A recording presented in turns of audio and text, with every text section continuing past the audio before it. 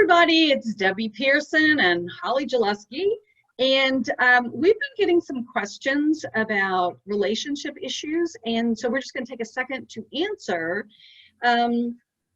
these two emails. So the first one is from someone named Michelle, and she says, every time I get in a relationship with a man, he gets turned off when he realizes I have a successful business. Why can't I find a man who accepts me as I am? So Holly, what would you tell Michelle and other successful businesswomen that find that the men that come in her life feels intimidated or turned off, or whatever the right words are, that when he discovers that she's really successful, he's like, can't handle it? Yeah, it's a really good question. I hear this a lot from a lot of the women that I work with, and there's there's a little different. There's different ways. Every situation is a little different, obviously, and you know, and I don't know Michelle's whole story, but there are different ways. I mean, it's are you attracted to a certain type of man that, you know, that is comfortable with you because it's similar to a relationship you had as a childhood, or because it's similar to a relationship you had, you know, when you were younger. And so you keep being attracted to somebody who isn't necessarily the right person for you. And then there's another way that you can look at this and what could be happening. And that is that, you know, how are you relating in the relationship? Are you treating the partner as like another business partner? Are you treating them like an employee? I mean, and a lot of this is you're not even conscious of it, that we could be doing this. And so, you know, you really have to look at a lot of people, and I know I did this before, is that you want to blame the other person. And all really good, strong, healthy relationships start with the foundation of your own inner knowing and your own inner awareness, and being aware of who you are and what you're doing and why you're doing it.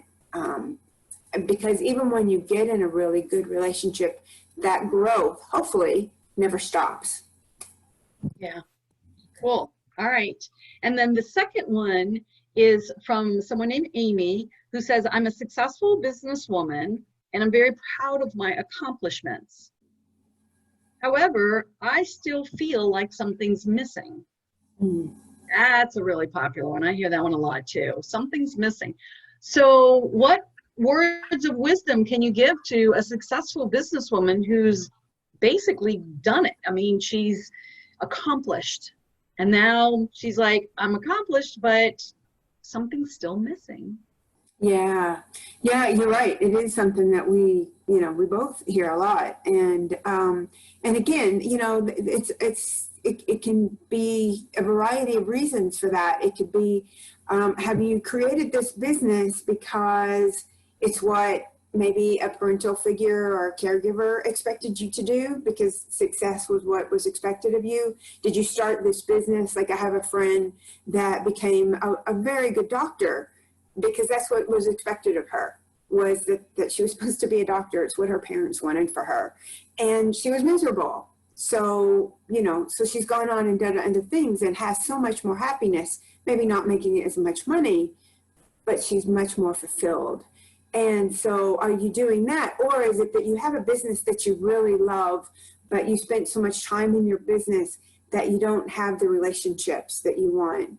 I mean, humans are social creatures, and as much as I'm an introvert, we still want connections, and I'm still really grateful for for my marriage and my husband. And so, you know, is that piece missing?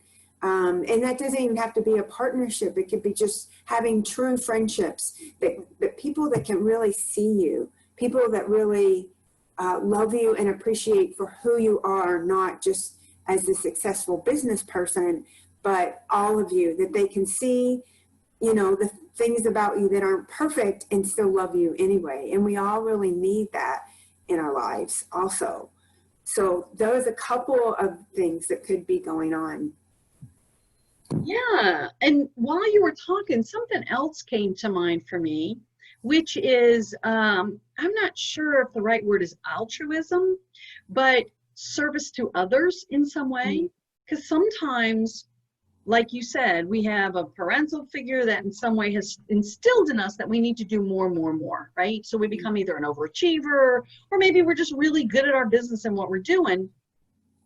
And we've built up that business and we've have all these accomplishments, but have we actually gone outside of ourselves and helped other people? Like, I forget what his name is, but he was like he owned a football team or was a coach. I don't know. It was just a real big, lot of money. And it wasn't until he literally ended up doing like food, dishing out soup in a kitchen or whatever, when he realized how fulfilled that made him. So that's just another thing. So, but there are many things that may not satisfy another person. It may be just what you were saying about how we look at ourselves and why are we doing it? Is it because our parents said so, or are we doing it because we love it, right?